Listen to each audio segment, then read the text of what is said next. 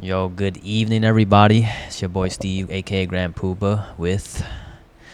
Garibe, man, aka Eric, or E for short. How's everybody doing tonight? I'm doing good. E, how are you? Chilling, man, chilling. Just following up on some, doctors and all that stuff. Some MRIs getting done. Just chilling. How you doing, man? Doesn't sound exciting. Still the lone man in the office till Monday, so you know, figuring that out. Then the Yes, sir. kiddos came into work, caused chaos, and then we left. But well, yeah. So we're gonna start things off here with some AL, NL West recaps and predictions, and then we're gonna move on to some of the Call of Duty action that happened over the weekend as well. Then we'll go into some WWE Monday Night Raw, some NBA breaking news, and then we're gonna go around the league as well, check on some scores and stuff like that.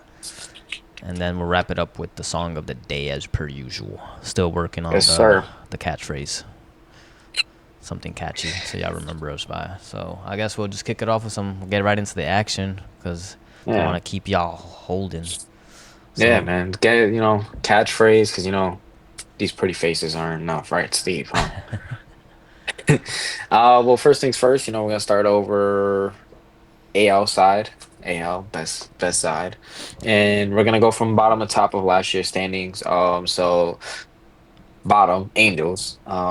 So last year removed, from losing Shohei. So yeah, you lose Shohei, you in for a long one. So, but this yeah, offseason, I mean, they did look to spend it. They did look to improve a lot. They got Kikichi, Soler, Kenley Johnson, Jensen, sorry. Travis Darno, Kyle Hendricks, Yohan Makata. I like that one. Kevin Newman, JD Davis, and Tim Anderson, Patrick Sandoval went to the Red Sox. Griffin Chaney went to the Braves, and a couple other little smaller pieces in the deal. And they signed Hunter Strickland yeah, as well. I mean, listen, this team really just needs to find what they want to do. It's either you're gonna go for it or you're not.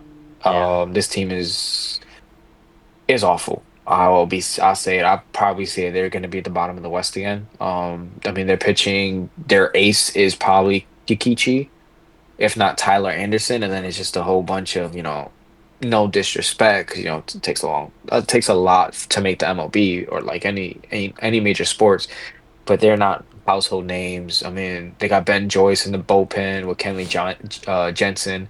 That's about it. You look at Lewis. You look at people that you can trade to make improvements. You look at Lewis Rekfanino, Yon Makata. You hope he can get hot, start the year, so you can trade him at the deadline. Taylor yeah, Ward, same thing. You hope Joe Adell kind of is the prize prospect that he was, and he really starts to tap into his potential. But again, a lot of strikeouts. He hits for pop, but it's not consistent power. And then you have Mike Trout. I mean, who's only getting older. You probably won't see him in center this year. Probably see him in right. yep. What do you do with Trout?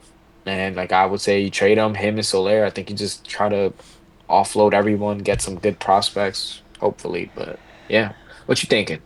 Yeah, I agree. If it was any time to compete in the AL West is now that the Houston's gotten a little weaker, not significantly, but they did lose a couple people and they did get like they're a little weak. They're not as good as they used to be. Altuve is getting a little older, but we'll talk about them later. But I think if they wanted to do something, it should be now. Like if you want to compete in the West and please Trout, then it should be now. But again, if you're not, then you might as well just get rid of Trout now and thank him for everything he's done. I mean, there's not much more he can do.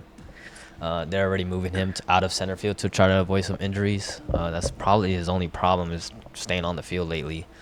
But if he's on the field, he's pretty much up there in MVP talks. But like you said, the rotation is pretty much terrible. The bullpen's Yeah, probably their highlight of their team besides Trout. And I mean, Joe Odell has been all right. He's been up yeah. and down from the majors. He hasn't been consistent at all. I did like Makata pickup. I'm pretty Yeah, sure he's just there to put some numbers up. But other than that, I hopefully. like Tyler Ward as well. Tyler Ward's pretty good. But other like Yeah, you one said, name that yeah, sorry. very good. Outside of that and Soler, that's pretty much it. I think they'll win more games. I think they'll be better than they were last year.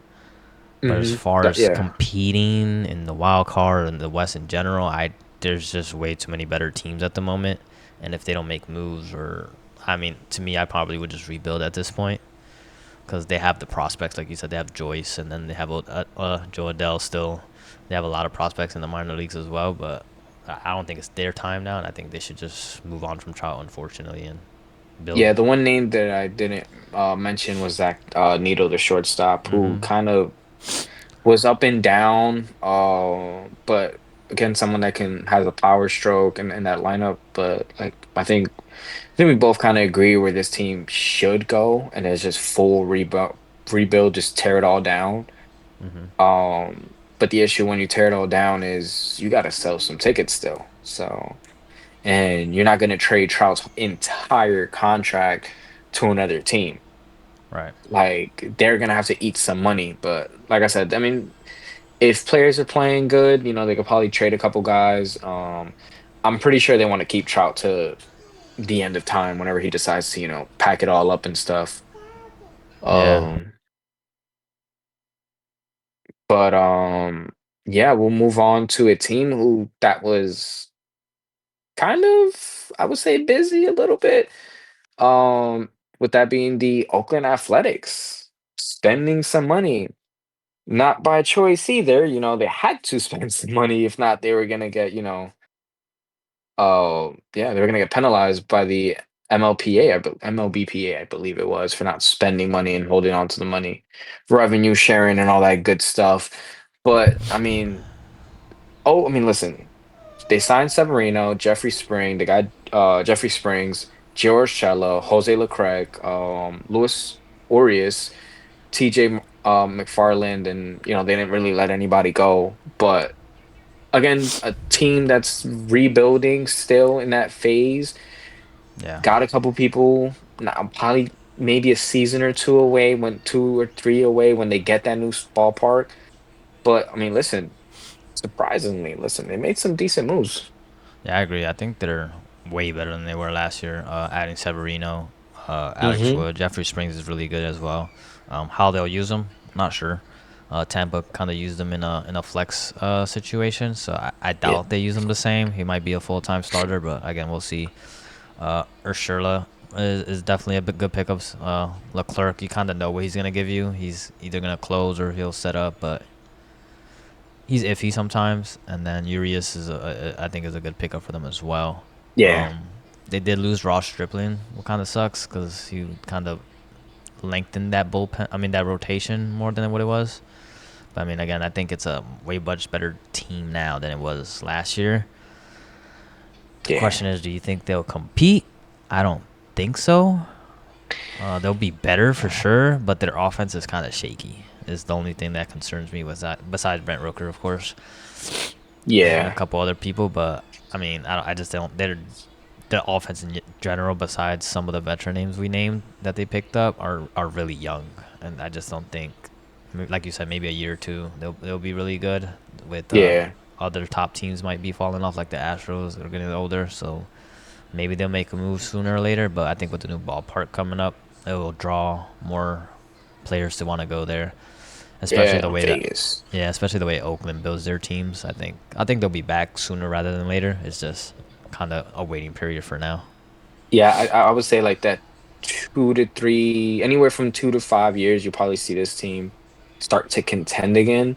Right, But honestly speaking, they have a lockdown closer in Mason Miller. right. I feel like their pitching will be kind of decent this year, but it comes down to that offense. I mean, they have a whole bunch of young players who haven't developed to what you would think. Like you have Shea Langoliers, who they got in the trade.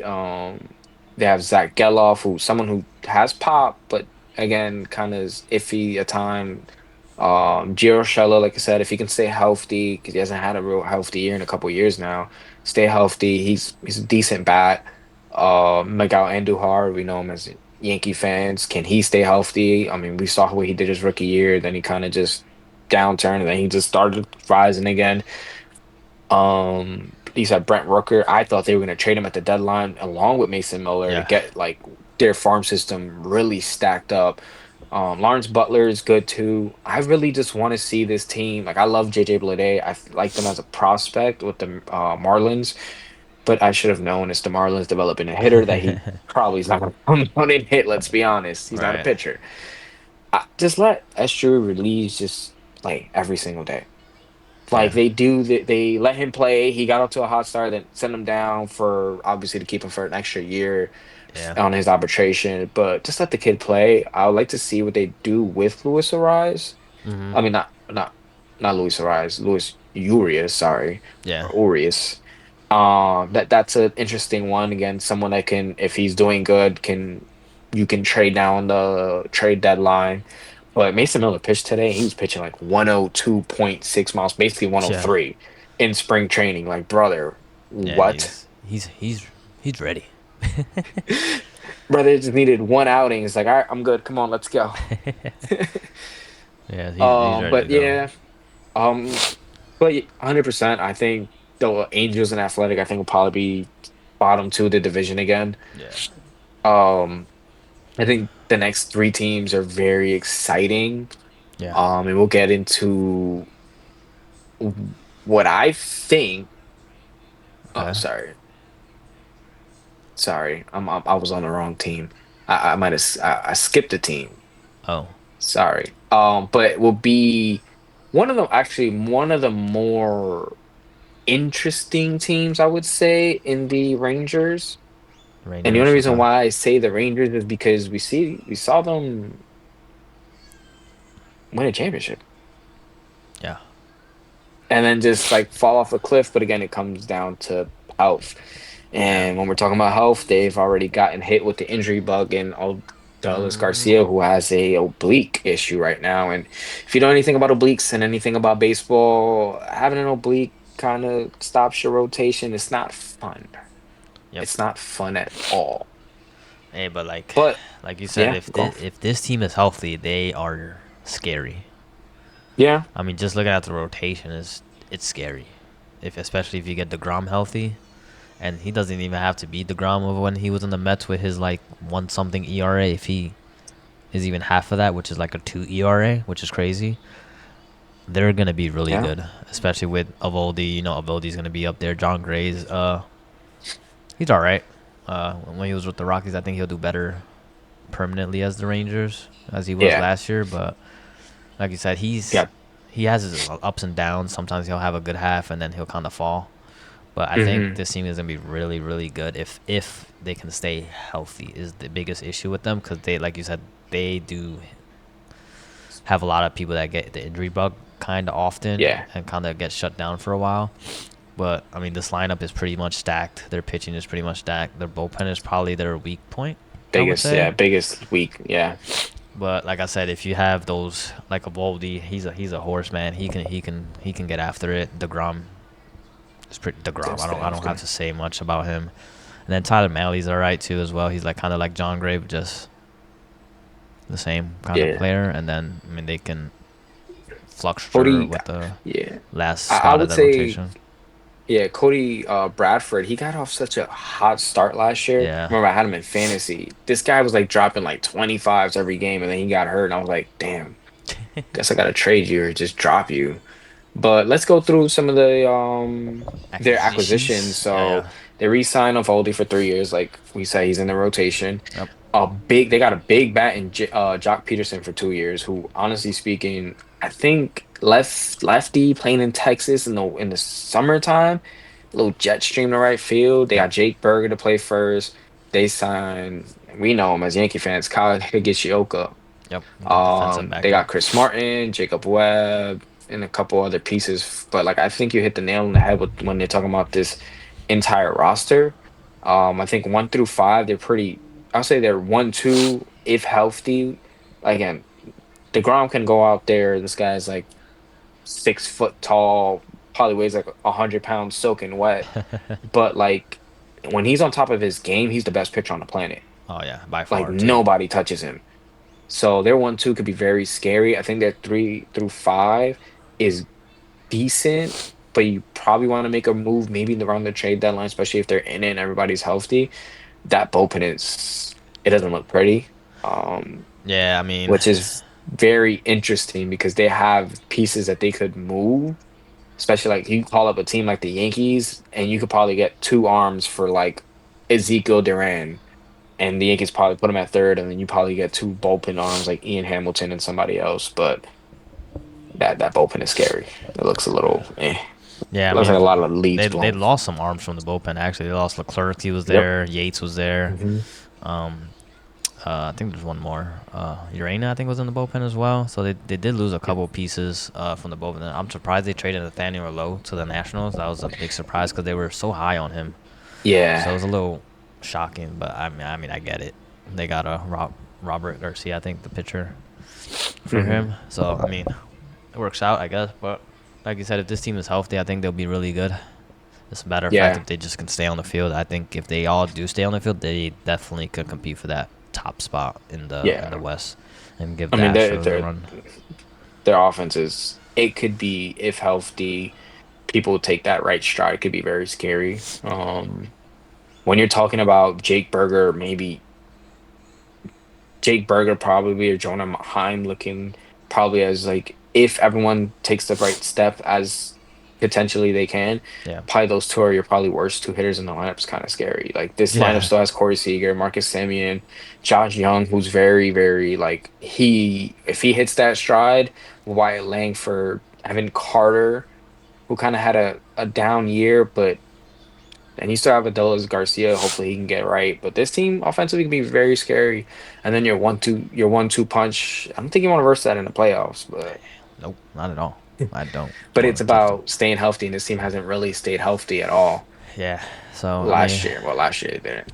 so that's my only hesitation of saying that they will win the West is their health issues. Is they just can't Hmm. stay on the field and they're always like staggering. One of them's hurt and then some will come back and the other one gets hurt. Like they're never healthy together, which is unfortunate because it's such a good team. Yeah. Next we have what I think is probably the best starting pitching in baseball, and that's the Seattle Mariners. Mm-hmm. And if you took Seattle's pitching with the Rangers offense, they will Yeah. be probably, yeah. I mean, they didn't really do any moves per se. I mean, they got Jorge Polanco and Dominic Solano, but that's pretty much it. Yeah. I wish they addressed their hitting a little more. Mm-hmm. I just think Julio Rodriguez needs a lot more, someone in front of him, someone behind him that could hit. Yeah. But I mean, your 1 through 5 can carry you probably to the playoffs, honestly speaking. And that's Luis Castillo, George Kirby, Logan Gilbert as your 3 with Ace Stuff, Bryce Miller, Brian Wu. I mean, your 1 through 3 can be ones in a lot of teams. Yeah. Your 4 and 5 is probably a 2 or a Yeah. 3 in some teams. And they're young too. So yeah, all of them.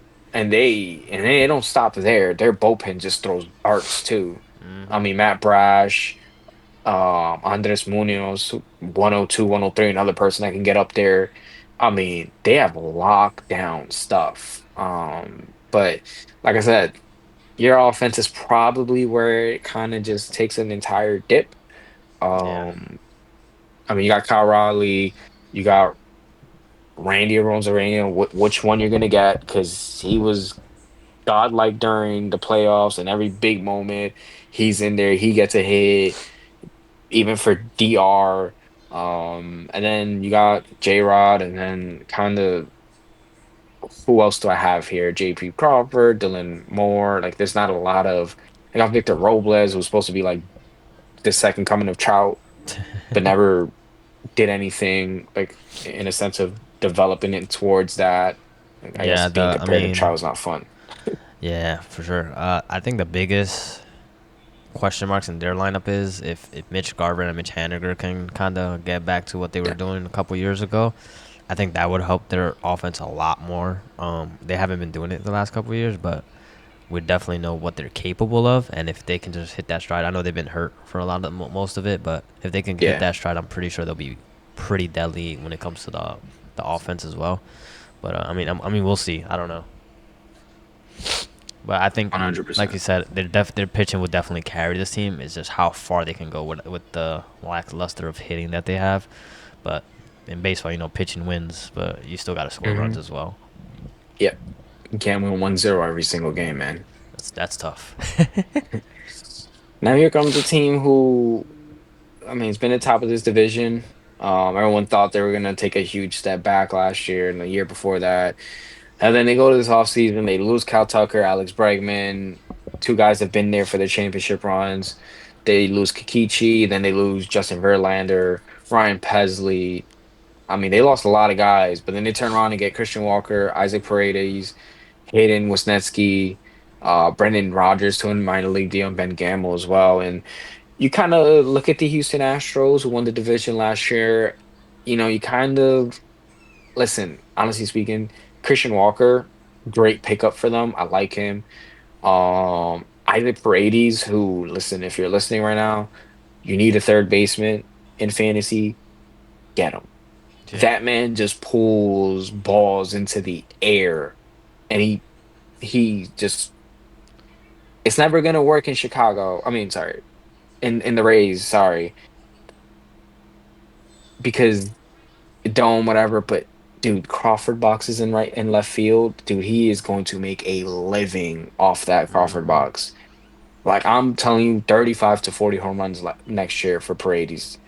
But like let's continue on. Jeremy Pena, you look for a step forward. He got off to a slow start, then came back on. Altuve and left. Okay, and then you got Jake Myers, McCormick, but then you got Alvarez as your DH. I like this team. Back into the bullpen, you still got Josh Hader, Brian Abreu, and guys like that. Yeah. 1 through 5, I kind of am a little skeptical what they can do, but I Yeah. think they'll be okay. I mean, it's They just have a about health. lot of options for Yeah, rotation. Obviously, you have Valdez as your ace. yeah, Um, you definitely have Christian Javier, who's been really good, and then Luis Garcia as well. And then you have Lance McCullers, that if he can come back to what he used to be, I think he'll be pretty solid. And then Hunter Brown and Blanco is probably my next couple guys to slot in there. But again, their bullpen's pretty solid as well. With yeah, Hader and Abreu, it's a 1-2 punch right there for sure. And then obviously their offense is gonna be fine. I don't have any doubts that their offense will be fine. The only question mark I have for their offense is probably Pena. He was supposed to be the next like Correa. He had a big rookie season and then kind of nothing after that. So I kind of hope he transitions and I mean, because we kind of know the type of hitter he can be, but he's been like kind of yeah, average at most recently. So I mean, we'll see about that. And then Altuve left is all right. I think he came up as a left fielder if I'm not mistaken. yeah. So I think he'll be okay. I mean, I don't know how much ground he can cover because he's kind of old now. But I mean, we'll see. It's a small left field over there with the corner over there, so we'll see. I don't know. I Yeah. definitely think this team definitely wins the West for sure. Yeah, I mean, again, I can see any one of these three teams really when we talk about Astros, Mariners, and Rangers winning the Right. West. Uh, each of them have their own question marks. I do think the Astros do edge both of them out Yeah. slightly. I think it comes down from 1 to 5 games from first and second place. Mhm. Rangers, like I said, it's just about health. Mariners, can they score enough runs? And Astros, like is losing guys like Tucker Bregman, even though he was hurt, Justin Verlander and Ryan Presley, is that too much now to overcome? But I think they will. Right. And I think they'll be fine. I think they'll take this division probably by like 5 games, probably taking us the last month into the season, and then they'll probably like get out, walk away with the division. But that's the AL Yeah. side of things. And let's go to the not so fun NL West. I mean, it's fun for if It's you're a fan of one certain team, but nah. I mean, yes and no. I think this division is gonna be. pretty tight when it went 1 through 3, and then probably 1 through 4, low key. But I mean, let's talk about the first team up, and that is the Colorado Rockets. Colorado Rockies. The team that always starts hot and then falls off the face of the planet. Yeah, I think you hit the nail on the head there. I mean, They didn't do another much team, at all. yeah, another team didn't do anything really, waiting on some prospects, holding on to players for too long, signing a player for too long who's hurt now all the time, and has no pitching. That's Listen, that's always their problem. Literally, um, literally always. And then I didn't like that they let Brendan Rodgers walk. They yeah, just kind of let but him go. they have Ezekiel, I forgot to pronounce this, Tovar, who's Oh yeah, no, great, I but agree. I definitely like Tovar I would better, but Rodgers, you could have got I would something have for put, him. yeah, I would have, yeah. But that's the issue with this franchise when you're talking about the Rockies is they don't make moves at all. Yep. I mean, you signed Chris Bryant, now he's been is hurt, fine, whatever. That's excusable. You don't know a player is ever going to get hurt.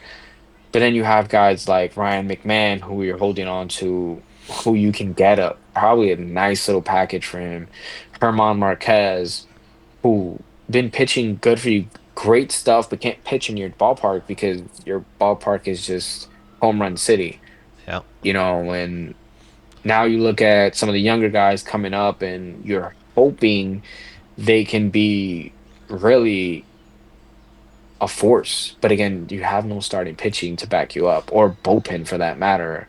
But Yeah, like I said, like young guys, I think they haven't you had know, pitching since Ubaldo Jimenez, and that was a long time ago.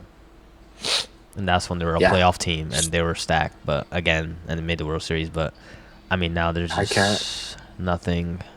There's nothing going on with this team. I expect them to trade McMahon after this year. I would hope, for their Yeah, sake, because holding on to him, he's not staying. And then they have a lot of young guys they can probably flip around, like Brent Doyle's really good. Nolan Jones is fantastic. Like I said, they still have Chris Bryant they can flip as well. Uh, but to compete in this stacked West, I don't see it. Not even no, remotely close. Not even in probably 5 years either. nah. They gotta let people go. And I don't think, honestly speaking, they probably gotta eat that Chris Bryant contract. Yeah, I agree. Um, but yeah, I mean that's the Rockies. I'm pretty sure they'll finish at the bottom of the West. They'll start off super hot, Somehow, some way, right? and then they always do. They start off like super hot first place for like the first 2 weeks, and then that's it. Yeah. That's the highlight. Um, yeah. Next, we have a team that made some, I would say, some nice little additions to their team. They got Willie Adames 7-year deal, which is very surprising. Giants giving out money like that, but for some reason, Giants been on a lot of top hitters of late. Judge being the other one. They signed Justin Verlander to a 1-year deal. Who, listen, he was hurt last year, but the year before that, he was like a Cy Young candidate. If I'm not mistaken, he won the Cy Young. He did win the Cy Young. They lost Blake Snell, Michael Conforto to the Dodgers, and Tyler Wade. But did I say Tyler Wade? Tyler Rogers. Sorry, what the hell? Yankees. Huh? It's the Yankees shortstop. Oh, Huh? Yankees shortstop. Let's talk about this starting pitcher. We'll go 1 through 5. Logan Webb, Justin Verlander, Robbie Ray, Jordan Hicks, and Kyle Harrison. What you thinking about that starting rotation, Steve? On paper, it's pretty good. I Hmm. don't know if they can get better than that. Obviously, you have question marks of Robbie Ray because obviously he won the Cy Young. He hasn't kind of been the same since then. Verlander, Hmm. kind of don't know which one you're gonna get. Uh, he's obviously not gonna be Verlander old, but I'm pretty sure he'll still be pretty good because he always is. Other than that, Jordan Hicks was iffy as a starter last year. Hopefully, he got some innings in and made some adjustments. I think their bullpen's pretty solid with Tyler Rogers and Walker at the back end, and then they got Duvall still as well. So I think their bullpen is pretty much set. They made, like you said, the additions to the offense. They made some additions there. I think that's still their weak portion of their team. But again, the Giants just always kind of find a way to compete. Yeah. And I think it's been some time, and then usually they do take a 4-year break before they make a run. So I think this is part of their run right here. I still think they need another bat though, for sure. Yeah, I 100% agree. I think they do need another bat. They, like I said, they've been very, very, very aggressive in free agency. It's just hard, man, trying to get somebody to San Francisco and like not and sell them on that, not that team that is bad. It's just that area is kind of bad. I don't know if you've ever been to San Francisco. Yeah. And then state taxes. Nobody wants state taxes, man. Yeah. Like, let's be honest. But again, if you're gonna go to California, you got the Dodgers, you got the Padres, you got I wouldn't even say the Angels. You just got those two teams. But I mean, like I said, 1 through 5. I mean, 1 through 3. Well, Logan Webb is a very established starter. Justin Yeah. Verlander, what can he be coming off injury? Robbie Ray, who are you Yeah. really? Are you this like ace type guy with ace type stuff, or are you just gonna walk everybody? Right. Um, He's also but hurt I'll last say year too, this, so we'll see how he comes yeah. back. I mean, Matt Chapman at third, we know who what he is. Very good defensively. The bat sometimes is there, sometimes it's just not. He strikes out a lot. Yeah. Willie Adames, I love the Willie Adames pickup for them. I just wish they paired it with something else. Yep. Heliot Ramos had a good year last year, amazing year, honestly speaking. Jung Ho Lee, you hope that he can stay healthy this year. And Michael Yzemstri, I say that 3 times fast.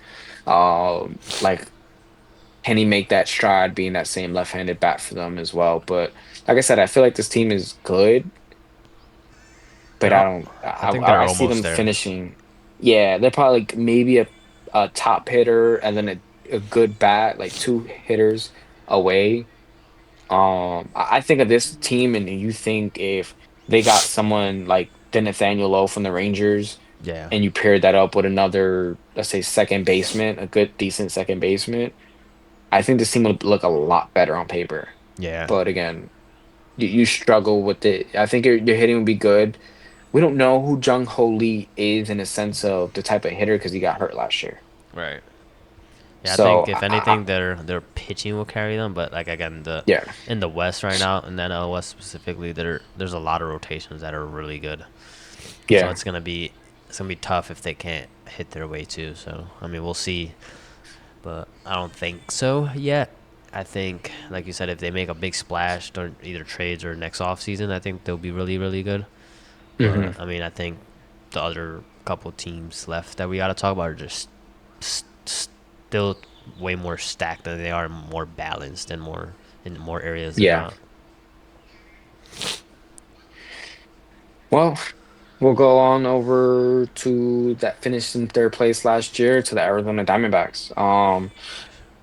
You lose Christian Walker, Jock Peterson, Josh Bell, Paul Sewell, Kevin Newman.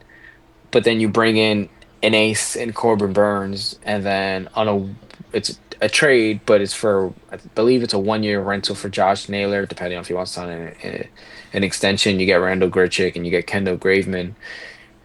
I like this team, man. Yeah.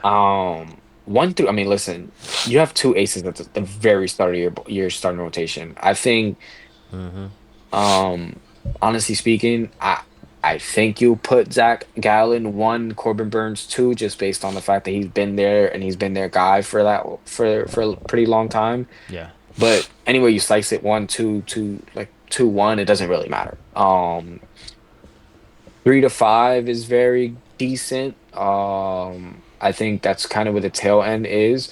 I say the biggest X factor because I think you know what you're getting from 1, 2. I think you know what you're getting from Errol Kelly. Yeah. I think the X factor is Brandon Padaf. Fat Fadav. I don't know how to say his last name, to be I'm Padaf. very honest with you guys. Padaf. I think that the stuff that he flashed Yeah. is very good. Mhm. And I think he's been working spring training, obviously, but he looks decent spring training. I really, really like him. I'm very high on him and on the stuff that he can do. Their bullpen is very good too. If you haven't seen Justin Martinez pitch, go watch some highlights. That kid guy, he's special. And they got AJ Um, Polk. Don't forget about AJ Polk. yeah, He, AJ he Puck. he's a talent. He hasn't been showing it, but he is pretty Yeah, nasty. he is. Uh, Yeah, and he's then got to put it they together. still have Jordan Montgomery. He can be really good. Yeah. We kind of seen him with the Yankees and seen him a With the couple years. Cardinals. The Cardinals, he was really good with the Cardinals. So I think if they could get Brandon Petaf on pace, so I know he had a couple good starts and then he got roughed up a couple times. If you Yeah. get him and Montgomery kind of figured out, they don't even have to pitch to the top of what they can. If they could even be average, I think this is a really good rotation 1 through 5. Then you still have Hmm. Eduardo Rodriguez, who you kind of know what you're gonna get. He's pretty veteran. Uh, but I think that 1 through 5 they're pretty solid. If, like you said, they can kind of figure out Padafa and Montgomery and figure out if they want to start them or push them to the bullpen. But other than that, the team is really young. They like to run. They play smart Yeah. baseball. They're very smart on the base paths. They steal bases. They bunt. They don't hit for a lot of power, but like I said, they just play smart baseball. They put the bat on the ball. That's why this team is so scary, especially with Corbin Carroll leading the way there and with Alec Thomas, who's really fast, like really, really fast. I Yeah. think this team is very, very fun to watch if you ever get the chance to watch them. And I do think they do compete. With Corbin Hmm. Burns, that was a big, big pickup. I think they might slide in behind the top team in like second place ish. Yeah. I have more confidence in this team than I do, let's say, the Padres, which we'll talk about next. But I think this team will be really good. I would love for them to add like a veteran bat, big bat, and I think this will be a pretty solid team and maybe like a arm in the bullpen. But I think this team is pretty well oiled all around. Yeah, 100%. I got them second in the West. I think them and the Padres flip flop Yep. from last year's standings. I get you lose Christian Walker, but then you pick up Josh Naylor, who honestly speaking, they're let's just say they're the same hitter, right? They had pretty similar um seasons last year.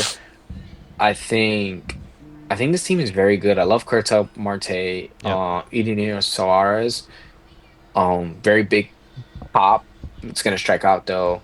A lot. Perdomo, yeah, a lot. Perdomo, I want to see him take that next step. Gurriel Jr., you know what you're gonna get him from him. Yep. Jake McCarthy and Alec Thomas, whoever takes center field, I should say. If not, you probably move Gurriel to bless you, man. Thank you. Maybe Gurriel to DH, and then you probably put Alec Thomas for defense and left. Or flop switch. I'll put Thomas in center, and then McCarthy in left, and then Corbin Carroll in right. But honestly speaking, this offense comes down to Corbin Carroll. Oh He is yeah. the biggest X factor. I mean, when you look at his first half compared to his second half, was literally night and day. Yeah. So like honestly, when you look at his 23 season, I mean, he was a 5 WAR player in a full season, and then last year was a 3.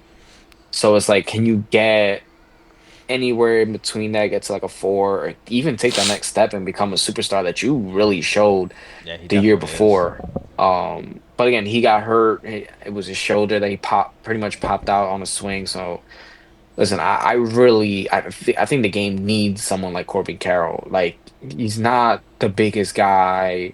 He's not your Aaron Judge. He's almost like an Altuve with pop. Same thing with Altuve. But I really, really, really think he's the X factor in this lineup. If he can recapture 23 or even be better than 23, I feel like this team is just gonna be chugging along. Yeah, I But think I with think the they'll fall short a little bit from the Dodgers. oh, of course. I think with the addition of Naylor adds a lot to them. It gives them more Hmm. energy because he is very energetic player and he shows he's very emotional on the field. So I think that will add Yeah. to their team because I know they're relatively a young team, but minus a couple of the veterans they have. But I think he'll add a lot. And then if I feel like if Alec Thomas can progress a better hitter, I think that'll be very scary because he, like I said, he's so fast on the base pass. He steals so much bases that he'll distract so many people when he's on the base pass. Yeah. He'll cause chaos there for sure. So if he can like either become more of a contact hitter, get on base more, I think this team becomes scary. Like you said, obviously they're starting Corbin Carroll. If he plays the way he used to be his rookie year, they'll obviously be scary even though. But I think if Alec Thomas can do the same, I think it just beefens up that threat. Like we have to pay attention to this kid because he can steal second, third real fast in the Yeah. blink of an eye. So I think if he makes that step forward, I think they'll be pretty scary. But obviously they fall behind the next team we're about to talk about. Yeah. That'll be the San Diego Padres. They His team is very, I don't know. His team is very weird because you always hear them trying to Mm. trade their star players to save money. But they go out, sign Nick Pivetta for a 4-year deal, and then make a little bit of 1 year deals across the board to Elias Diaz, Connor Joe, Jason Hayward, Kyle Hart, and then sign Yuli Gurriel to a minor league deal. But listen, man, this team, like I said, on paper looks very, very, very good. Yeah, I mean, 1 through 5. I mean, I'll say 1 through 4 is very great. You go Cease, but the only issue is Cease's up and down. Michael King, who flashed all-star stuff last year. yep, You Darvish, Nick Pivetta. And if you're a Padre fan, you know that Nick Pivetta is now throwing a sweeper and it looks disgusting. So good luck hitting him now. yeah, And then back into the bullpen looks nasty. You got your two left-handing pitching, Wandy Peralta and Adrian Moran, and then you got Robert Suarez to close it out. Um, your, I mean, your hitting looks insane still. I mean, yeah. They're pretty scary either way. they are, but you look at regression in Manny Machado and Xander Bogaerts, uh, Yeah, and you know what. I mean, if Jackson Mara was anything what he was last year, this team is good. With Tatis fully healthy, like yeah, you look at this team and you think, yeah, they can compete with the Dodgers and they can give the Dodgers a run for their money. But then you think you got to sit back as a team and you got to think of morale. You hear these players, some people they're gonna trade C's or they're gonna trade Michael King or yeah, like these players, and you like think of like that brings morale down, and morale is a real thing in sports, man. Like yeah. I agree. It's definitely one of you don't those want to be underrated things. yeah, you don't want to be on a team that they want to trade you, man. They're just gonna it sucks. So I mean, very interesting team. Like I said, they're finishing high in this division. It just depends where do you place them, second or third. Yeah, I think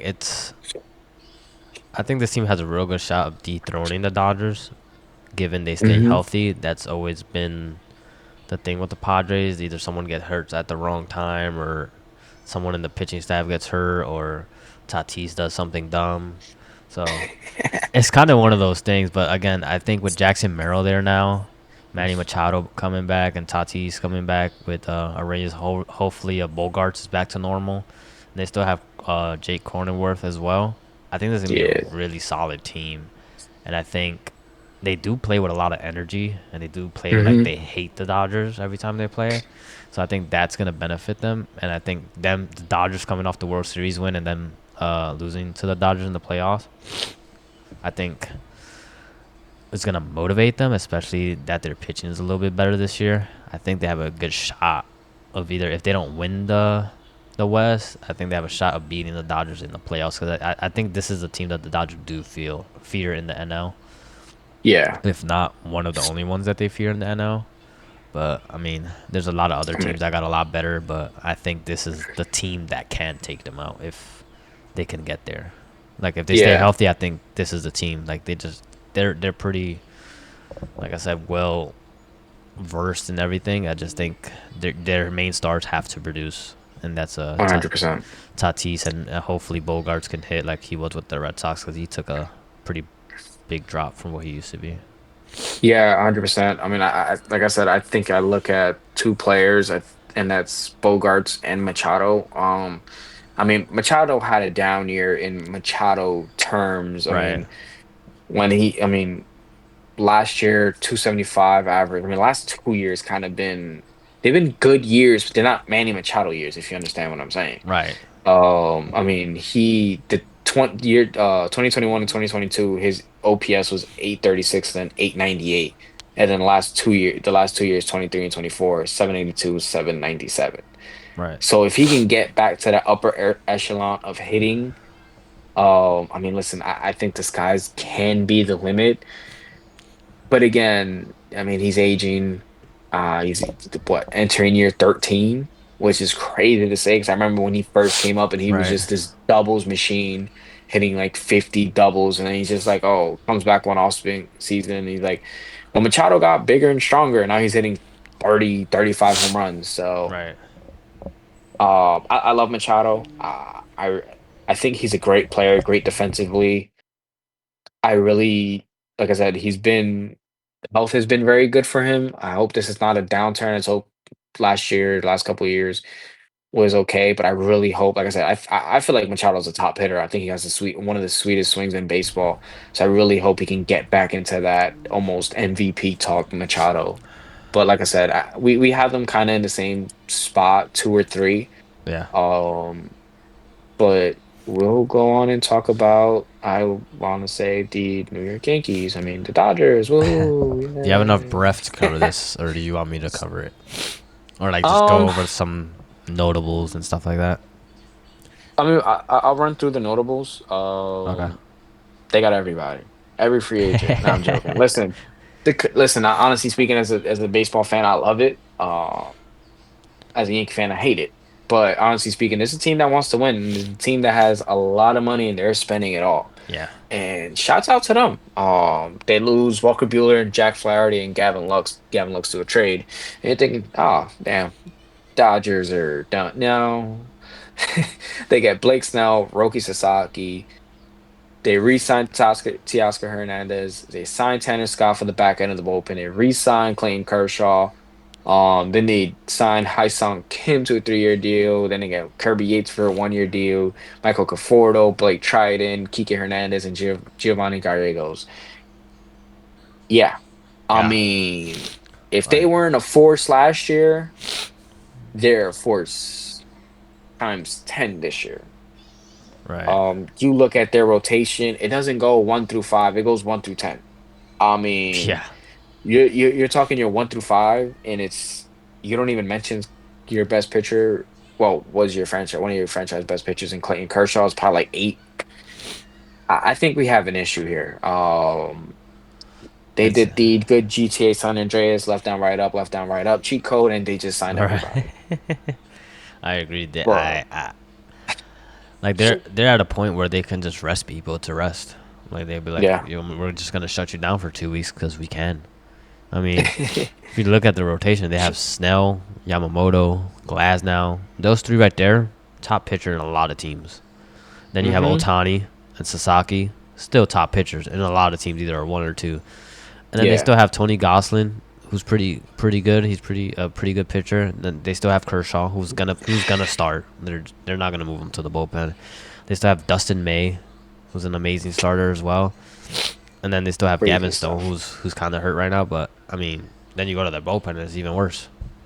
They have Kopech. They still have Tyrion, and now they have Tanner Scott, who's one of the best pitchers in baseball. And then they have still Kirby Kirby Yates, who was a Yates, solidified closer a while back. He's still pretty good. And then they have I don't know how to say his name, but Gatterall, who throws yeah, gas. got it I mean, wrong. the only problem with him is he only throws gas. 103. Yeah, that's his only problem. But other than that, it's just like I don't see a weakness in the rotation, the rotation guys can move to the bullpen and just lengthen out that start for Yeah, somebody. Definitely, because I definitely see Sasaki on some innings limits for sure. He hasn't really pitched much, but he did pitch today, and I'm gonna read you his stat line. He pitched 3 innings, talking. 5 Ks, no earned runs, 2 hits and a walk, and his fastball was at 98 average. So that's pretty good. Yeah, I mean, as a Dodger fan, I'm not a Dodger fan, but as a Dodger fan, I wouldn't get my hopes up because it does take the league time to adjust. hmm So for him is whether or not he can adjust after the league adjusts is kind of where people struggle when they come over from like Japan yeah, and stuff. We've seen it happen plenty of times before. So right now he's gonna look pretty like kind of unhittable for a little bit, but then once teams start to see him more and adjust, is what we'll see where he'll kind of dip a little bit, and then if he can make that adjustment, is the big deal. yeah, But he looks good. Like I was watching him yeah. pitch He for a looks little bit. He amazing. he looks pretty good, and it's kind of scary to know the I rotation they say, have. It's just like I don't think they need yeah. another one. I mean, honestly speaking, I would say the one thing I worry about, I think Roki is going to be perfectly fine. Yeah. I think he'll pitch to the upper echelons of pitching in the entire MLB. I think the one thing I look at him and I kind of, I worry a little bit, throwing 98, 99, 100 upwards. I mean, we seen him up to 102 versus USA. Yep. Coming out of the bullpen. One thing I worry about him is his physique in the sense of his stature. Right. He's not the strongest, tallest guy. So that's the one thing I look at. I mean, we even saw Yamamoto get hurt last year too. Yeah. So like I look at things like that. Like you look at Otani, he's like on a different planet. This guy looks like Lou Ferrigno in the 60s, man. Like without the steroids and all that stuff. Yeah. But when you compare their body types, you kind of worry a little bit on can he get hurt? Man, I really hope he doesn't. Like I said, I think this is great for baseball. Anytime you have a dominant team, and especially for baseball, because it's baseball is very, very interesting sport. You can be the top of you could be a team like this on paper that you're just looking at and you're like, damn, this team is unbeatable, and then lose. I mean, look at Hmm. the Dodgers before they won this championship and this one, and then before COVID, they'd make the World Series and come up short every time. Yeah. So, I mean, but like I said, I think this is the favorite in the West. I think this is the favorite in the National League and probably to win the World Series and go back to back. For I, sure. I don't see I don't see an out in their lineup. I mean, your worst bat probably is either Michael Conforto or Andy Pajes. You're batting probably the second or third best hitter, probably I'll say second best hitter on the planet first, and that's Shohei Ohtani. The Yeah. only better hitter than him last couple years has been Aaron Judge. Yeah. Like I said, this team is a tough team to beat for sure, especially when you talk Yeah. playoffs in a 7 game series. They can throw everyone at you, which is the scary part. Is they can be like, oh, well, he pitched today, but we still have a whole bunch of other aces to go ready to go. So that's the scary part of this team. And then their lineup speaks for itself. They still have Betts, former MVP. I mean, Freeman was a former MVP. So and Otani obviously an MVP. So they have 3 MVPs just in that. And then to add Teoscar Hernandez in there, Michael Conforto, we kind of seen what he can do with the Mets when he was on the top of his game. Obviously, he's been hurt Yeah. for a little bit, but it's the Dodgers, so I'm pretty sure he's gonna be good for some reason because they Like somehow seem to unlock that potential again. And then they have look at Tommy Tommy Edman, Edman, right? bro. Yeah, Tommy Edman. I mean, he reminded me a lot of David Eckstein back in the days, but Yeah. he's just more versatile and less annoying. But Yeah. he's still annoying because he just gets on base, he steals bases, he just hits the ball, Bro, fouls balls off. he turned into Jesus in the playoffs, bro. Yeah, Couldn't get so him out in the playoffs. yeah, I don't. I mean, there's not much you can say about the Dodgers other Yeah. than I mean, one thing I look at, and it's not a bad thing. I'm pretty sure they'll probably move Edmund back into center field and probably start Ha-Sung Kim. right. Um, I think that'll probably be the only thing. I mean, you got Mookie going at shortstop this year full time. This guy does it all. This guy plays every position and on this field. He can dunk a basketball, can bowl a 300. Like, what can, and he has a fucking amazing podcast too. Like, what can this guy do? I mean, this guy's probably Batman on his side fishing and stuff. But I mean, like we both agree, this is probably the top team in the division, probably top team in baseball as of today. And guess what? They have no injuries really to report outside from Kopech and Will Smith, who's day to day, and Evan Phillips. They're Yeah. not like the Yankees, man. Yankees who get hurt. They just wake up and stub a toe and gone for 3 weeks. So, listen, I think this is gonna be a great team. I think this is probably gonna be a 100+ win team. Oh, for sure. But that wraps up our baseball end of this discussion today. Yep. What we're moving to next, Steve? Talk to me.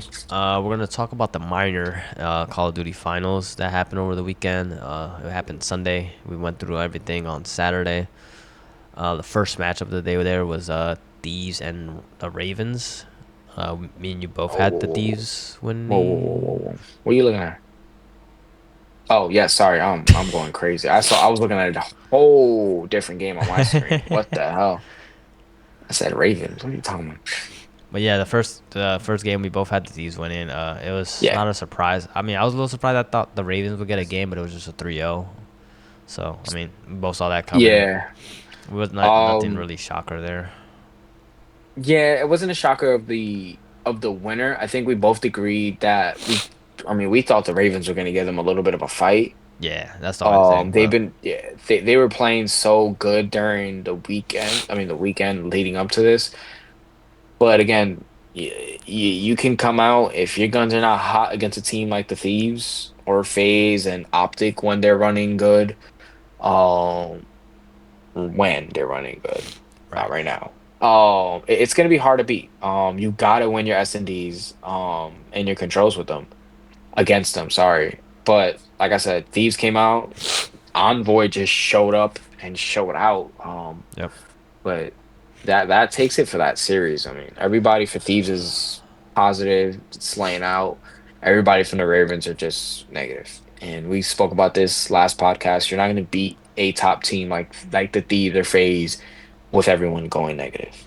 yeah, for sure. And then obviously the next matchup was Vancouver Surge versus Toronto Ultra. I had Ultra, you had the Surge on that one, and I Yeah. was pretty shocked it was just a 3-0 Surge. I mean, I know the Surge were playing good, but I thought Ultra was like that dark horse team, and they just got smoked. Like I definitely didn't see a 3-0 coming. I definitely knew Surge was on a high, beating Mm. FaZe, but man, were they on a high because they just ran through Toronto like they were nothing. And I was considering Toronto one of the top teams in the league, and they just kind of meh Yeah, I shot over mean, them. at this point of the day, I was kind of scared because I was like, damn, this is going to be boring. Two back-to-back 3-0s. This one was a little closer in the hard point, but Yeah, they just ran S&D through went them. 6-4, then Control was just Yeah, so I don't I, we I don't I would say, yeah. have much to say Uh, about that. They just got 3-0, and then obviously the finals ended up being Thieves and Surge. I think we both had Thieves winning it all anyways, but it was a lot yes. closer than we both thought. Yeah. Uh, it actually went all the way to Game 7, which was awesome. It's also always awesome to see. And then Thieves ended up winning 4-3, but man, it was a great series. Like I want to say it was the best one I've seen, but it was really good and I enjoyed it. Uh, I'm definitely surprised Surge took them 4-3, but I wasn't Um, surprised if that makes sense because they, I like I said, they've been on a high. They beat FaZe, they 3-0'd Ultra, and then they took Thieves to Game 7. So that I think they coming out pretty confident, even though they didn't win. yeah. I think the addition to Neptune has been well, at first when it happened was overlooked. I think they had Hixie before. Hixie's a great player, but Hixie's more of an OBJ player type person, sit in hill. In this game, your sub can't be the person sitting in hill. I Right. mean, they can be, but there's a lot of hills in this team in this game where you really need to push that other team back and take a lot of space. I wasn't The 4-3 kind of didn't surprise me in a sense of the score. It's the maps that they won. They beat Thieves on they beat Thieves on two hard points. Yeah. That's the thing that kind of confused me. I was like, well, Thieves is usually a top hard point, but man, shout out to Thieves, man. Like winning your controls and searches. Yeah. Like that's something I didn't expect coming into this series. And they're both And 3-0 controls too, so it wasn't like yeah, those controls were close. It was just 3-0s. The searches, I mean, one of yeah, the searches was a little more closer. It was 6-5, but then the other one yeah, was 6-3. But like I said, the controls weren't close. One of the hard points was close, but I mean, it was a pretty good series. yeah, great series. And then From both ends. yeah, and then I gotta highlight Hydra. I told you if he comes back to like how he was, it's a tough team to beat, and he definitely was the Hmm. one the outshiner one. I think he was like plus 21 or something like that. So Yeah, yeah, he played phenomenal that weekend. So yeah, shout out to the uh, Thieves for sure. yeah. Hydra played amazing. I feel like Hydra makes the great play, but I feel like Envoy gets a little lost in the shuffle, being behind these guys and Ghosty. I feel like Ghosty Search and Destroy was insane. Um, and even Envoy. I mean, map 7, game 7. Who you got taking that last shot? Envoy went 12-6, Yeah, Ghosty 8-3. So I mean, like I said, it's a total team performance. Hydra, he did play the best, like you said, but man, I look over to the other side and someone like Abuza, who I was speaking about earlier, was like He was great all last year, superstar, and then what is he this year? And he came to show. He came to show. Yeah. Now let's see it on land, baby. Let's see it on land now. Yeah. So I mean, that pretty much wraps up our CDL stuff. I think matches start again this weekend. Pretty I sure. believe so too. Yes, if I'm not But mistaken, it is this weekend. so we'll see if any teams make some adjustments, and if any teams just keep riding it out, that they just don't care. But yeah, that wraps up some cars. So I guess now we could talk about some WWE and some fiery promos from CM Punk, which was it set a little fire in my heart. I felt like the old CM Punk was back. You know, every time he talks, it's like it catches your attention because you know he's gonna say something worth something. And hmm he went off on The Rock. He went off on John Cena, and then ultimately he was about to go off on Seth Rollins, but he didn't get the chance to. But they were brawling like all night, which was awesome. Yeah. That promo was great. I really, really, really liked it. It did remind me of the old CM Punk, especially when he's like looking at the microphone. He takes the WWE logo off, throws it to the side, and it's Yeah, just a regular microphone. Uh, it it was great. I like when CM Punk, when you get an angry CM Punk. I don't like a happy CM Punk. right. When CM Punk is chasing and he's angry at something, and listen, I think it's beautiful storytelling. If you look at the past with Cena and CM Punk, and even CM Punk and The Rock, if you look at their summers, I think it was SummerSlam that they fought for the Yeah, championship. SummerSlam. Yeah, I mean those guys have history, and then his recent history with Seth Rollins. So listen, I don't know. I mean, there's rumors that CM Punk will go against Seth Rollins and Roman Reigns at WrestleMania. I'm pretty sure those three guys would give us a banger. Um, I am really, really, really. Like I know he's on like movie doing his little movie thing right now. Right now, his first day back from shoot will be March 14th, and that's John Cena. Most likely he's going to be with The Rock. So I'm very curious what they do with the storytelling with John Cena because he hasn't been a heel. I wouldn't even In a say he's while. ever been a heel. Yeah, like Uh he was like, oh, I would say he was a I heel mean, when he first came out as Thugonomics John Cena. yeah, but like he was like Like he a was liked, but I think he did heel stuff like hitting people with the yeah, chain and stuff like that. Like he yeah, did heel he was like actions. heel-ish, but people loved it. You know what I mean? Yeah, it was cool. Yeah, so it's very interesting to me. Uh, The one key point I took from his promo, besides calling like bashing The Rock and Cena and all that stuff, I would definitely go out of my way to just look it up and listen to it. But he basically said that this doesn't stop me from achieving my dream of basically like main eventing at WrestleMania, and that leads mhm. me to think of the favor that Paul Heyman still owes him.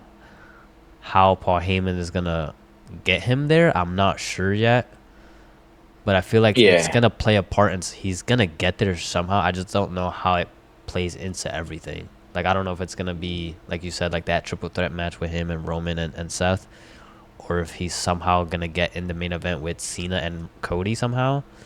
I don't know yeah, how that will happen, but it makes me to believe that that favor is still in play. I just don't know what the favor is or yeah. how he's gonna use it.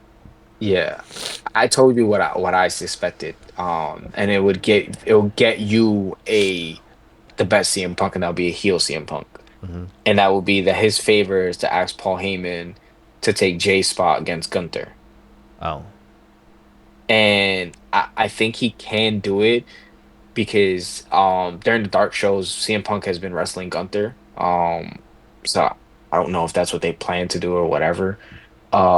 But I feel like that would be an interesting match, but I think they would be doing it too late. So I think that's why they'll go with CM Punk versus Roman Reigns and Seth Rollins. It seems like that's what they're right. leading up to.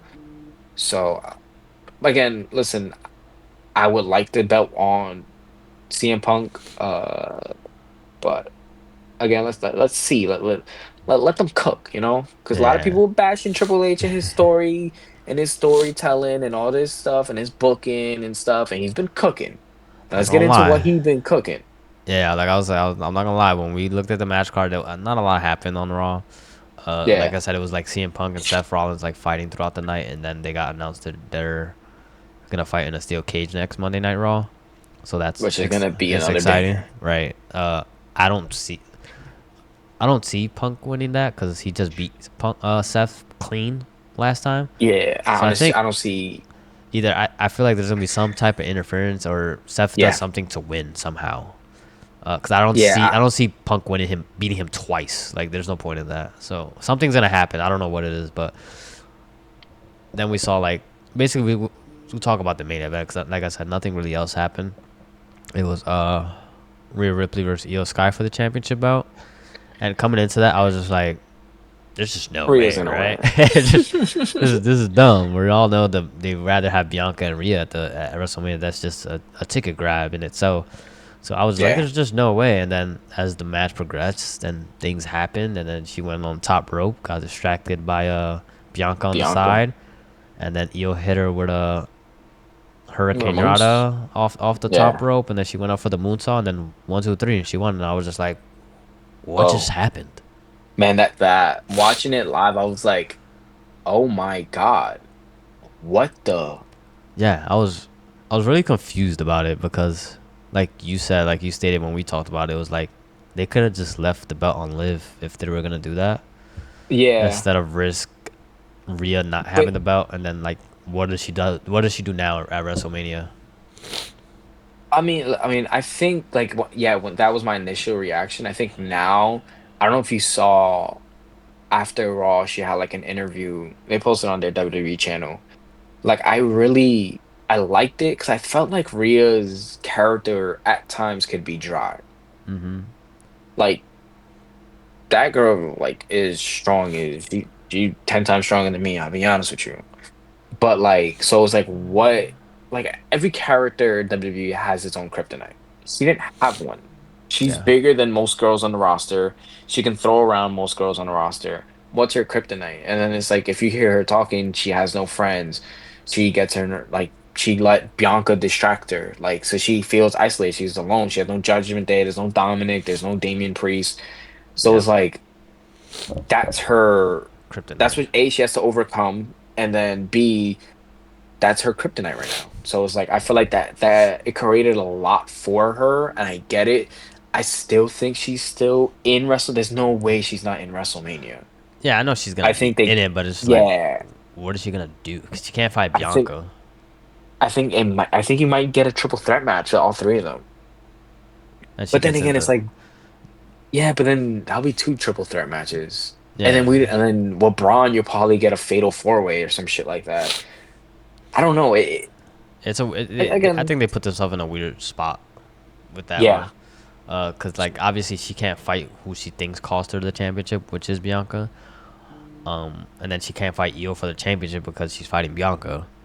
Mhm. And then like, what do you do? Go fight Liv for the tag team championship? I don't think she wants to do Yeah, that. that wouldn't make sense. Yeah. Uh, and then Jade, you can't put her against Jade Cargill because she has her own storyline that's gonna be with Naomi slash Bianca kind of here shortly.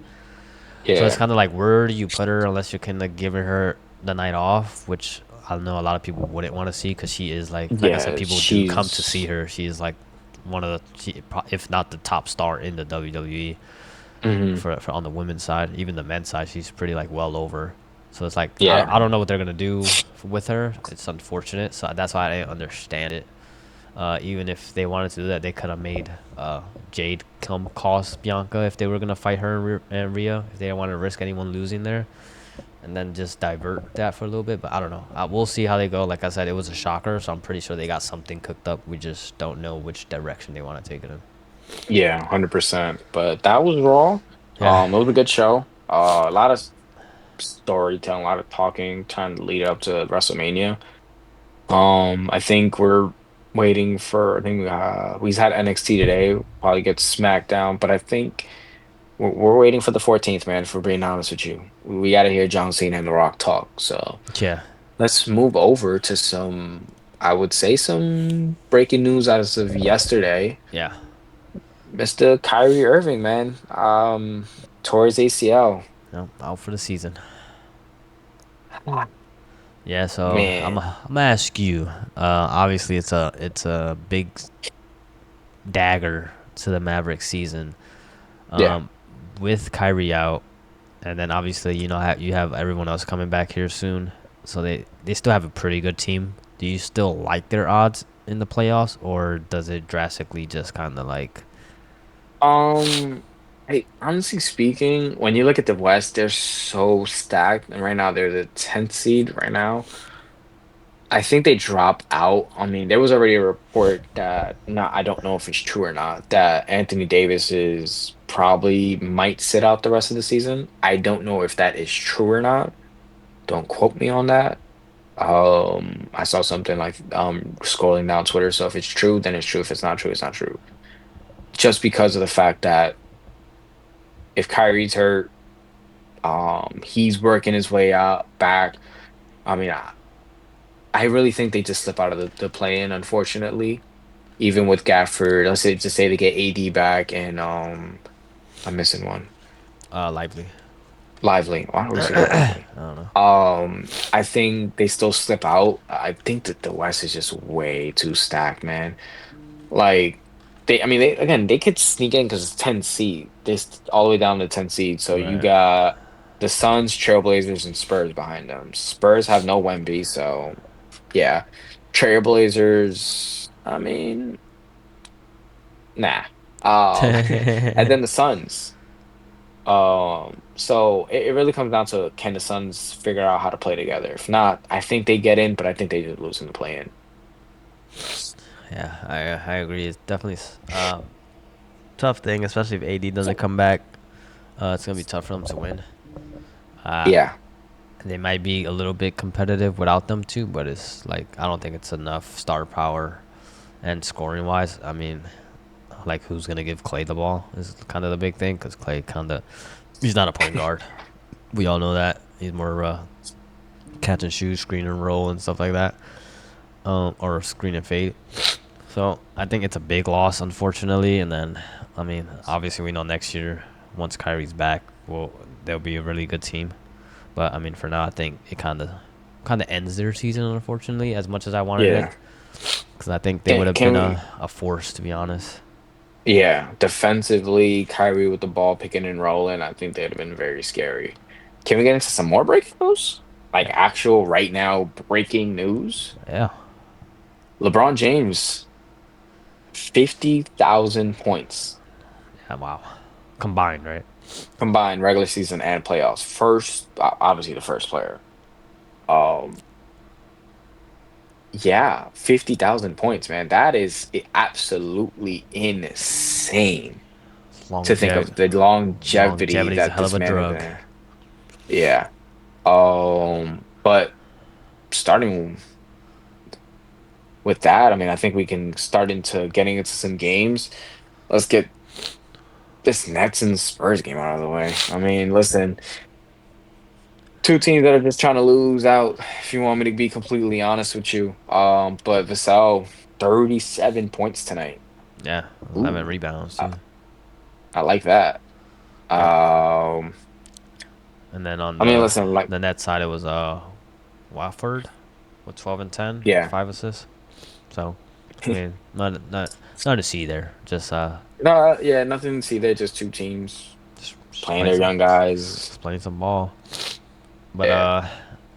that 76ers game was a little interesting there, because someone just went off for like 40 something points the other day when we were on this podcast on the last episode, and here he is again with 30 points again.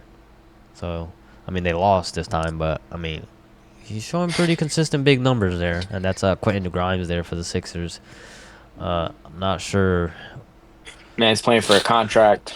what's happening, but if he keeps playing like that, he definitely gonna get some eyes. Like, whoa, wait a minute, Well, I don't know, what he man. That doing? he went from 44 to 14 and then just scored 30. I mean, Yeah, nah. and then looking at this quick stat line, just because Sixers are were a well favored team, and they have a lot of fans. Is like, what is Paul George doing? He had 7 points, 3 for 11, 1 for 6 on the 3 point line. It's just like, I think you gotta put the mic down, dog, and start start putting some little more shots up in the gym because I don't know what's going on this year, dog. But this ain't the Paul George I know, and it's a little frustrating It to know is. because he was like an offensive superstar or defensive superstar. Like he did it on both ends, and now you have Quentin Grimes and Kelly Oubre running your team, and it's like, what are you doing? So it's sad to see because me and you are both like used to be big Paul George fans when he was with the Pacers, Yeah. and then even when he went to OKC. But I don't know what's happening. And he's so skillful. Like he can shoot the three ball, he can shoot the midi, he can dunk, he can lay it up. He has playmaking moves and stuff. So I don't know what's happening with him. I don't know if he's just like not motivated, doesn't care right now because Embiid is out and Maxi's out too, and he's just there to play. But it's really unfortunate to Man, see for sure. it's no Maxi, no problem. Quentin Grimes got you. You heard it here first. Now, when you look at the Timberwolves side of things, I mean, I would say it was a team win. No one really, I mean, Nas Reed had 23, then Nikhil Alexander, Walker had 20, Edwards with 18. Not a lot of guys. It was really pretty much a team effort where what you had like seven guys, six, seven guys scoring double figures. So a great team win for the Timberwolves. You would wish it wasn't as, I mean, it's not close, but you would wish it was more of in a blowout fashion, so you get the starters some rest, going closer and closer to the playoffs. Yeah. What is the next game, Mr. Steve Stir? I have the Cavaliers and the Bulls. Mm, So talk to me about I think that. this is a. I think it wasn't like an important game, but it does mean a lot, especially on the Bulls because they are fighting for a playoff spot. But obviously, going against the Hmm. top team, the best team in the NBA right now, the Cavaliers, just was not even close. They beat them 139 to 117. Jared Allen went off for 25 and 17, and then Kobe White for the Bulls went off for 25 and 7. But Hmm. again, Cavaliers are just they're such an offensive heavy team. It's kind of crazy. Like I remember, it was maybe like last week they were up on the, they were losing to the Celtics like 25-3 in the first quarter or something like that, and they ended up coming back and winning. Yeah. So they just have such a high offensive ceiling as a team that it's kind of scary that they can just score in a bunch really fast. 100%, The yeah. only thing that worries me going into the playoffs with the Cavs is obviously their defense, but I think they just score so many points that it's I think for some teams it's hard to keep up with that team because they play so fast as well. Even their big men play fast, so I think it's gonna be a scary Yeah. team in the playoffs. And then for the Bulls, I mean, it's just unfortunate. It's the best team in the NBA. It's not much they can do. I know they had a couple. I know Lonzo was out today. Not that he's the superstar that I wanted him to be, but I mean, he's still one of those players that actually plays some defense and can move the ball. But like I said, it was only three players for the Bulls that did anything. So I mean, they just didn't have the firepower that the Cavaliers have. Yeah, I mean, I think that one thing that you look at the Cavs and you kind of worry about, I think you hit it, was defense. I think it's Darius Garland, Donovan Mitchell in the 7 game series playing defense. I think you know what you're getting from Jared Allen and Evan Mobley. Yep. Uh, it's just those two guards, who are they gonna guard? Because if they're versus the Boston Celtics, I listen, I know they just beat them, they came back to win, but someone has to guard someone. Yeah. Does the Celtics go Drew Holiday, Derek White, Jalen Brown, Jason Tatum, and Porzingis? One of them have to guard somebody. Yep.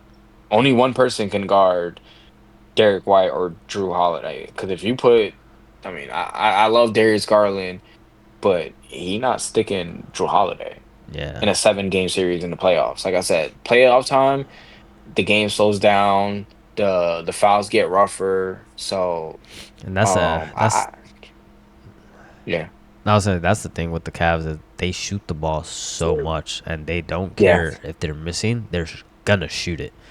Like for example, Mitchell Hmm. had 28 points, but he was 1 for 6 on the 3 point line, 7 for 17. All his points were at the free throw line for the most part. He had 13 for 14, but they're Damn. still gonna shoot. Yeah, they went That's a, 17 for 48 as a team from the 3-point line. exactly. They don't care, and even if you look at the score, they shot terrible from 3 point line, but still almost scored 140 points, which is insane. That doesn't even make sense. So they're just Yeah, gonna score whether they're missing or they're not. They're just gonna they're gonna light it up. They're gonna just shoot, shoot, shoot, shoot, shoot, and if you stop them, they're just gonna go to the line. yeah, Cause like he's a good free throw shooter. Garland's a good free throw shooter. Allen's pretty good too as well. I mean, just looking at their lines, they're all pretty shot the free throw line good. But again, it's just like if they're getting through the free throw line, they're gonna kill you. And then if they're hitting the threes on top of that, it's gonna be even worse. So I mean, you can yeah, stop them from shooting the three, but they're just gonna go in there and draw fouls. That's kind of their mo. I think yeah. there's I just I don't see them beating the Celtics in a 7-game series. yeah, Um, I mean, even you could go back a couple years and they lost to the Knicks in a 7-game series. yeah, I don't see that today presently with this Knicks, the way they're constructed with the Knicks' health, because right now it's Cat's either hurt, Mitchell's coming back. Um, so that's the only time I really don't see them beating. I, I see them beating the Bucks. I mean, I see them getting out of the East unless I mean, I only see them getting out of the East if the Celtics lose in an early round, which I don't even see either. yeah. So yeah, those are my top two teams. What's the next game? Talk to me. We could hit the Clippers and the Suns real quick. The Suns finally picked up a win. Again, it's Comeback faction too, if I'm not mistaken. yeah. Like I said, it's one of those teams where they should be beating a lot of teams, but they just Yeah, for some reason struggle. I'm not sure what. I don't know if it's a defensive thing, but I feel like their games are always relatively close, anyways. But I mean, the Clipper side, Zubac had 35. You don't see that every day. It's kind of a little weird to see. I had to double check, but it's 35 points, 10 rebounds. put your Uh, eyes, ladies and gentlemen. That is 35 yeah, points. Harden had 21, and then Kawhi had 21. But then Phoenix, Durant went off for 34, shot the ball out Yeah, as well, and then Booker had 17. I don't think Beal played at all. No, he did play. He just he didn't played score. 14 minutes. Yeah, He just didn't score. But yeah, I I mean, mean, it's good for the Suns beating that. I mean, the Clippers are a good team, so that's good to see that they're beating a good team. It's just how consistently can they do that? Because right now they're 11th in the West. yeah, I mean, listen, the Suns is a lot of talent. Have a lot of their so top top end team, and that's their biggest issue is they're not fairly balanced team. I mean, with the Mavericks getting hurt, this is an opportunity to get into the playoffs. Mm-hmm. I can see it happening just because how banged up the Mavericks are. But again, how far do they go being a 10th seed in the play-in?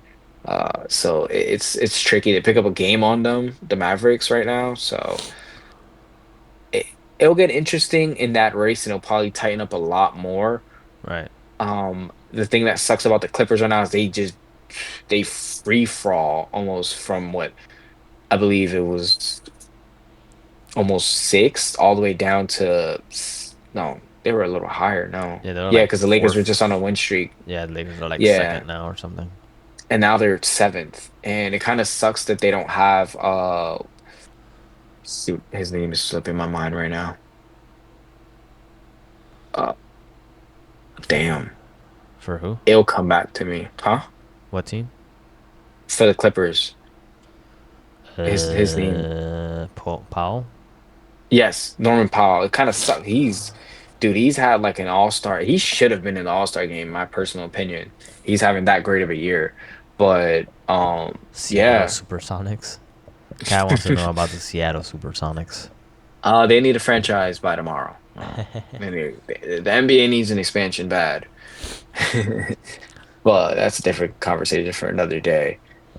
But I mean, that game just wrapped up. They Suns, if I'm not came back down from 23. So listen, come back. Hopefully that win sparks something for the Suns, and they start playing cohesive What about team this? basketball. I mean, like you got two of the top players in the league in Devin Booker and Kevin Durant, so there's no reason why you shouldn't be able to do it. But yeah, Yeah, and then I guess I'll let you take this next game because it's your Knicks against the Warriors. Man, I'm so upset. I mean, listen, let's be honest. Curry I just likes f- playing there. That's what it he is. loves the he should have just came to the Knicks, bro. Like, just chill, bro. Come play for us. But nah, I mean, the Knicks were shorthanded. No Cat, which kind of sucked. Mitchell Robinson's there, but he only played 15 minutes. I mean, listen, it was a tight game. Uh, pretty much all game until at the very end. I mean, like you said, Curry cooking up 28 points. Jalen Brunson on the other side had 25.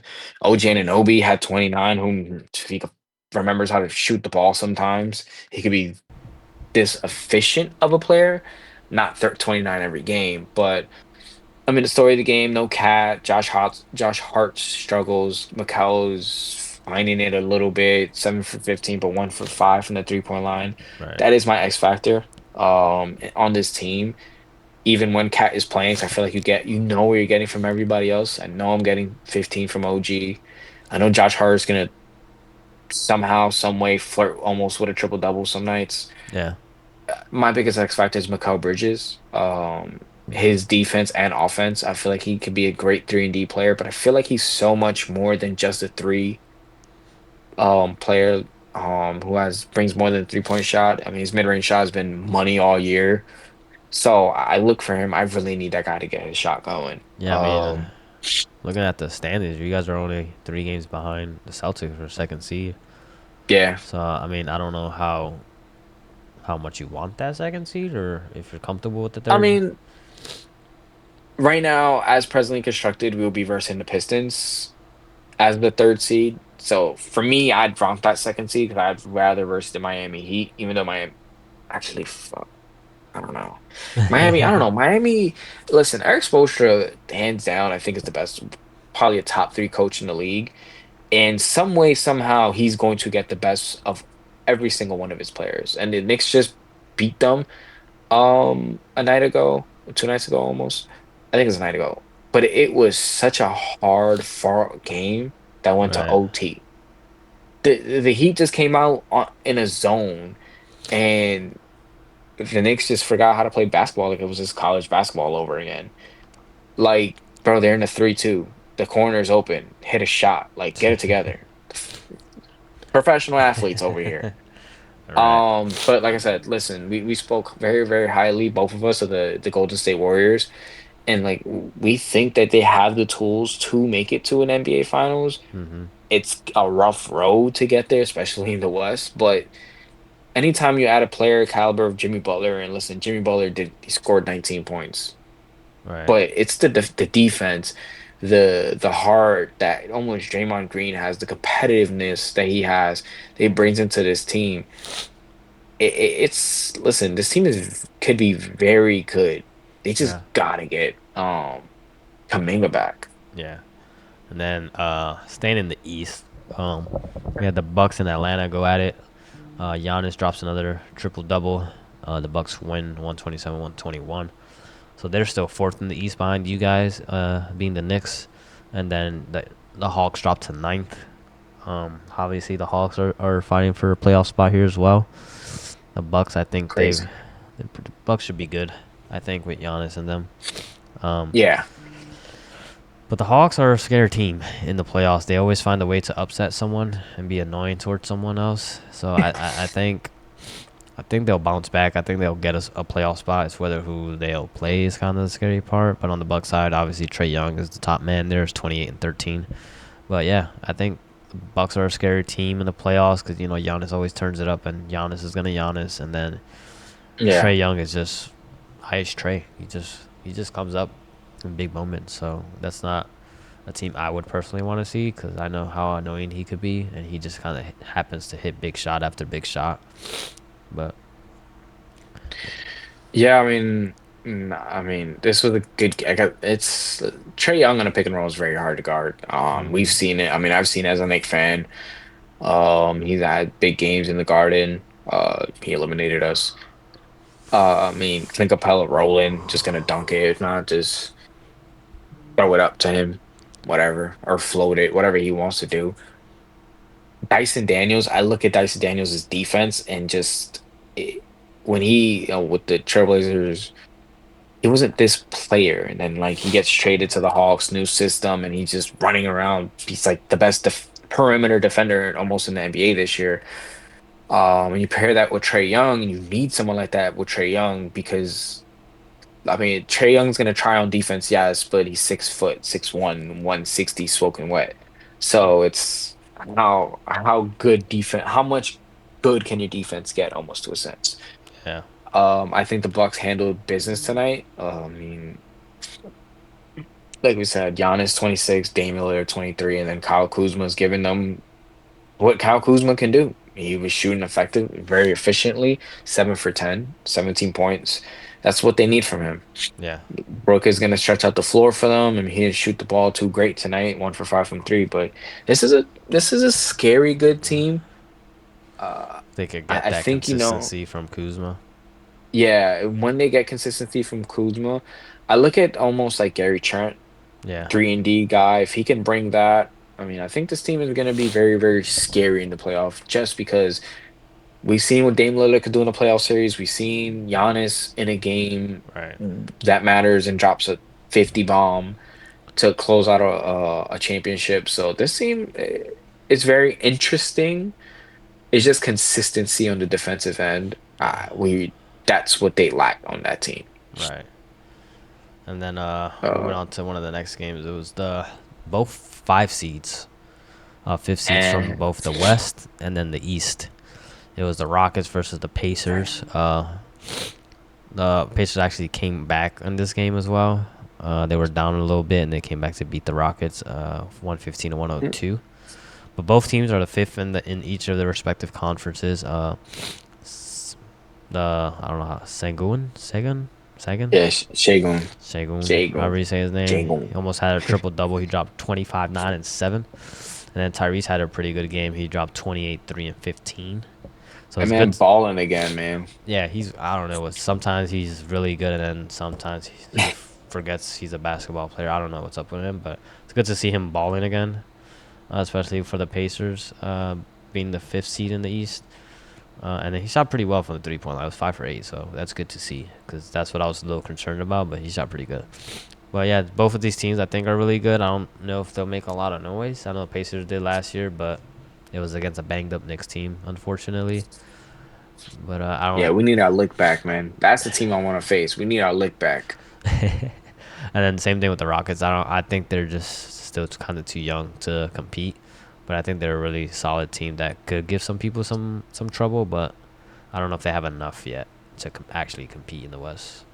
Yeah, I mean, we uh, this Pacers team all comes down to Tyrese and how he plays. Yeah.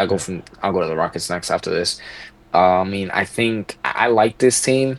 Uh, Not personally as a Knicks fan, because they talked a lot after the series is over, even though we're missing like three of our starters. Right. But this team is very good on paper. I mean, Tyrese and Nemhard in the backcourt, and then your front court just is very good. I mean, Turner, Siakam, and Neesmith. Mhm. So, and they're not even playing, but Benedict Mathurin didn't play. So this team could be very, very good. They have a good ceiling.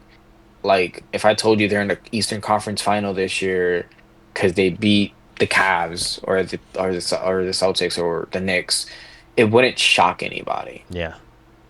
They have So I some mean, it pretty might good shock the death. Celtics might shock people, but they have the tools to win. Yeah. That's all I'm saying. As for the Rockets, we spoke about this Mhm. last podcast with the Suns making a trade, trading probably KD this offseason. This is the team I'd want KD to get traded to. I think he would like it. I think he likes Houston. Yeah, I mean, I wouldn't want them to mortgage their entire future Yeah, that's my only for Kevin concern. Durant. I mean, we just saw Luca go for one first round draft pick. So 2 years, 3 years, or whatever, how many years KD has over Luka Doncic. I don't see it being more than two or three picks, but this team stacked with a little bit of draft capital. I would love to see, honestly speaking, Jalen Green, Alman Thompson, Kevin Durant, Jabari Smith, and Shea take the court. Like listen, I love Reed Shepard, but you're not and Cam Whitmer. You're not stopping me from getting a Kevin Durant. Yeah, I And agree. I think you pair that with a signing in the offseason, and I think this team could be great. I mean, I mean Thompson plays a tremendous D. He has to learn how to shoot the damn three ball. That's a different story for a different day. But I really like this team. I think Shea Gilgeous is great. Um, Mini Jokic, some people might call him. But I look at so one player I really look at for the Rockets is Jalen Green. If he can be an efficient scorer, Right. I think the sky could be the limit for this team's future. Right. Yeah. No, I agree. But we'll see what moves they do on the off season. I don't think they're there yet. I think they'll take a couple games from Mhm. someone, but I don't think they'll win a series. Uh, but moving on to the next team, it was the Raptors and the Magic that kind of wrapped up. Unfortunate for the Magic, they lost this one, 114 to 113, and that's with Pablo dropping 41, 8 and 8 with 4 steals. So that's unfortunate because they are still they're in the playoff hunt, but they're fighting because they're the eighth seed right now, and Yeah, that uh that conference is a little tight towards the end there. I mean, it's yeah, like maybe 1 to 3 games between all those teams down there between the seventh and eighth seed. So it's not one of those one of those games you want to lose, but again, I think they'll be fine. I think they'll make the playoffs. Pablo is really really good. But again, it's one of those teams that I don't think they're there yet as well. I think they're just missing. yeah. I They're think missing like a point guard, I think, or something. I feel yeah, like. they're missing Jalen Suggs, who Yeah. today it got confirmed that he's gonna get surgery for his, I believe it was his tendon. So I mean, like I said, I really like this team. I'm high on Paulo and France. It's just you can't allow 114 points to the Toronto Raptors. No disrespect. They Yeah. have good players there, but again, they're not even playing their best player, Brandon Ingram. So Yeah. yeah. Jacoby Walters sinks like a late game three to seal the game for them, to win the game for them. Not a buzzer beater though. Yeah. I don't think it was a buzzer beater. But I mean, like I said, you can't be losing teams. You got to beat the teams that you got to beat, and this is one of the teams that you have to beat to make the playoffs. But like I said, listen, Paolo reminds me of like Melo coming out of fucking college, Yeah. coming out of Syracuse. I love his game. I think he is going to be a top dog in the NBA. And this is just another game that displays it. The man shot 14 for 20, Yeah.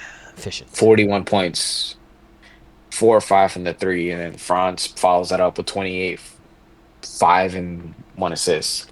And Yep. Paulo went 41, 8 and 8. So with 4 steals and a block. I mean, It's kind of that doing man it he's fighting all. for his life. Fighting Yeah. for his life. But we get to the game that I believe just finished. Yep. We kind of already hit on LeBron scoring that Yeah, 50,000. 50K. And that's what, like I said, Lakers right now, they're doing their thing. They're beating teams they're supposed to be, and they beat the Yep. Pelicans 136, 115. Again, it's what they're supposed to do. They're now in the sixth seed, which is crazy. I mean, the second seed, Yeah, sorry. yeah, I was Which saying, is, what? yeah, which is crazy because, like, not Tied. too long ago, they were on the, are they going to make the playoff team? And now they're, like, second seed in the West, which is insane. Which is Yeah. something I didn't see. I still have my worries defensively, even though they're playing good defense right now. But obviously, Luca was the top man today, but LeBron obviously the topic of discussion. I feel like with Luca there, Yeah. he's he's a little motivated, I guess now, because Luca's there and he's like, oh wait, hold on, I might have another shot here.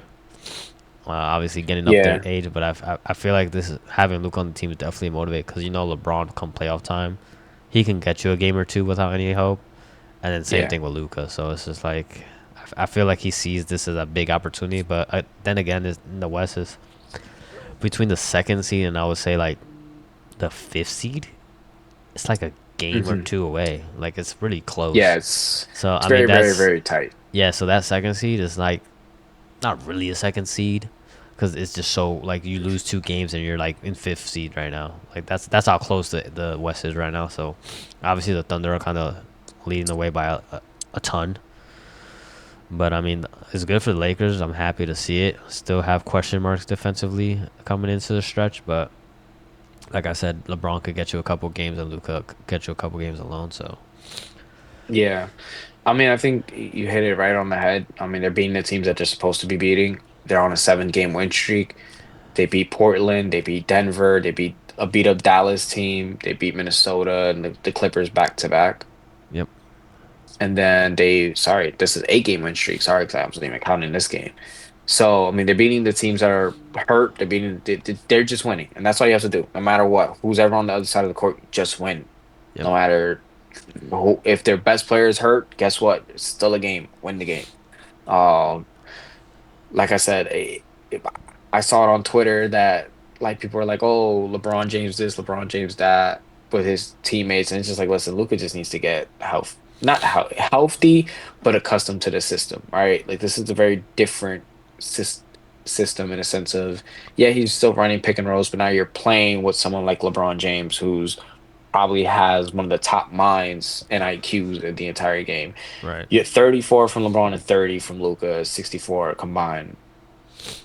That's Yeah. scary. Yeah. Luca 15 assists.